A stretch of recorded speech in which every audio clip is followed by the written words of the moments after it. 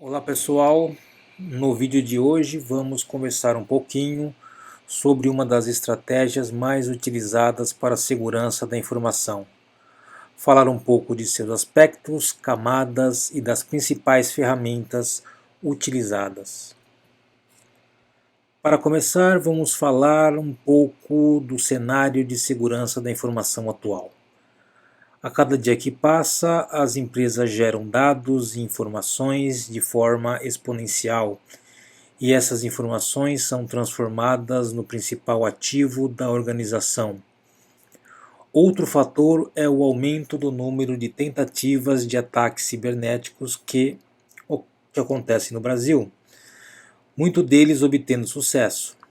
Além disso, temos a imposição de regulamentações e leis de privacidade como a LGPD.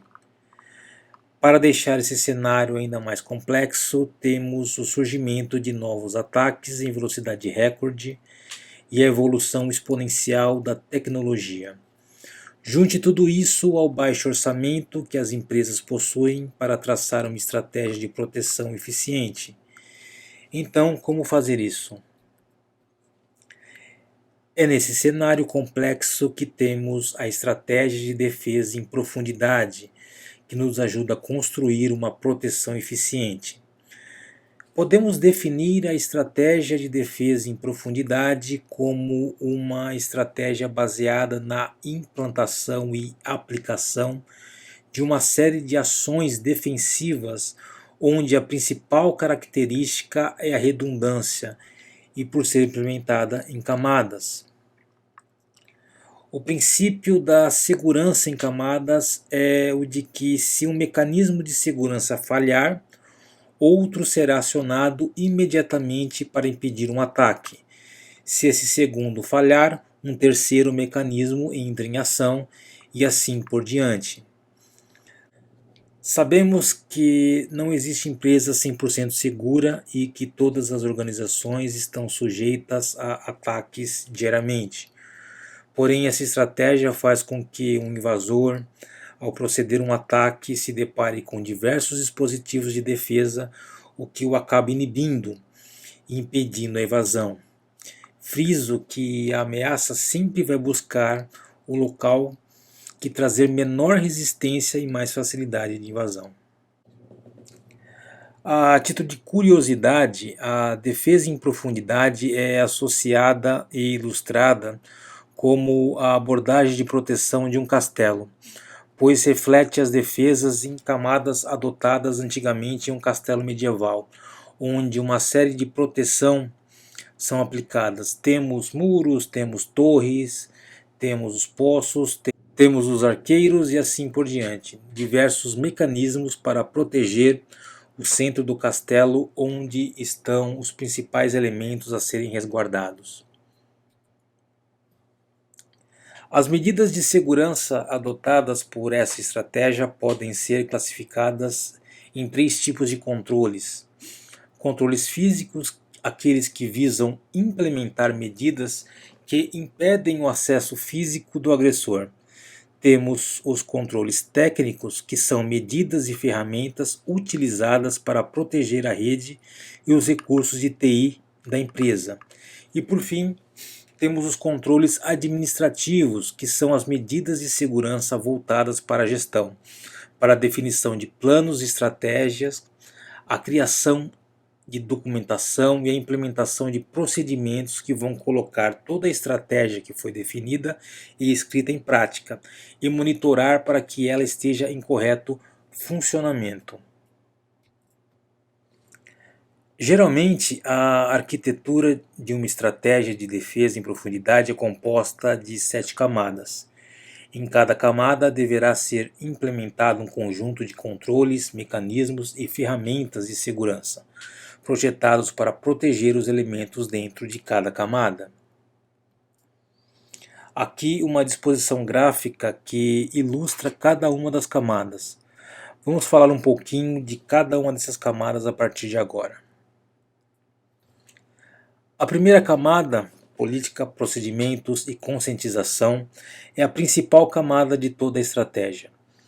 Essa camada será responsável por criar as regras e os procedimentos de como as demais camadas vão agir.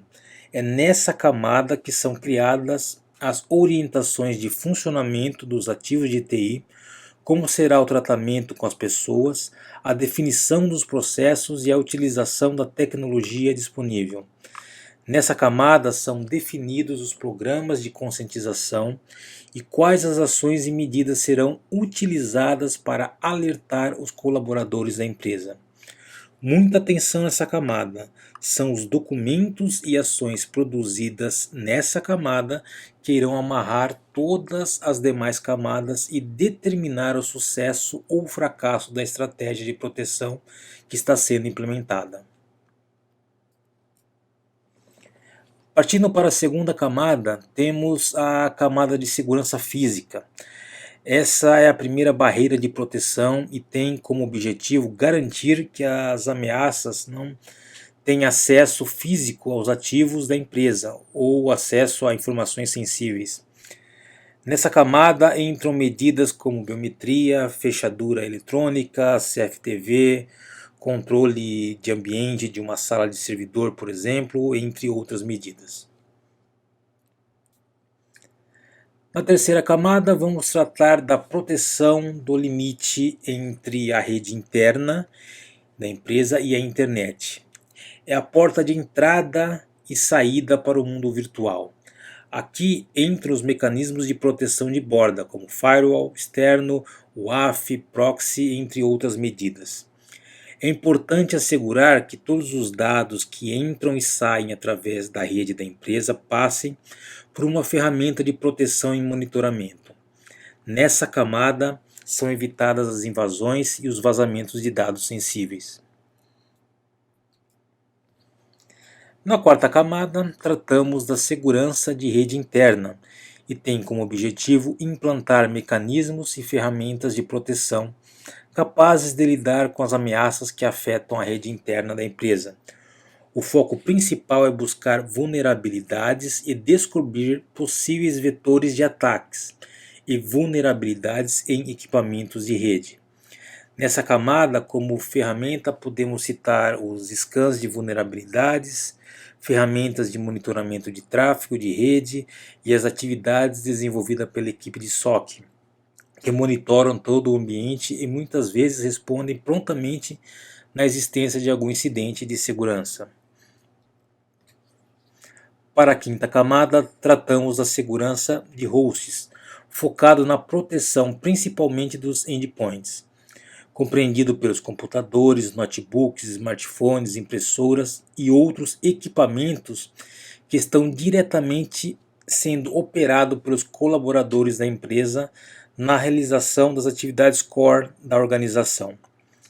Aqui existe um grande desafio, pois possuímos uma série de fabricantes desses equipamentos ou sistemas utilizados, muitas vezes um antivírus adquirido por uma empresa para cobrir os computadores com o sistema operacional Windows não possui uma versão para o sistema Linux, o que faz com que a empresa tenha que encontrar uma outra solução ou outras incompatibilidades que possam aparecer durante esse processo.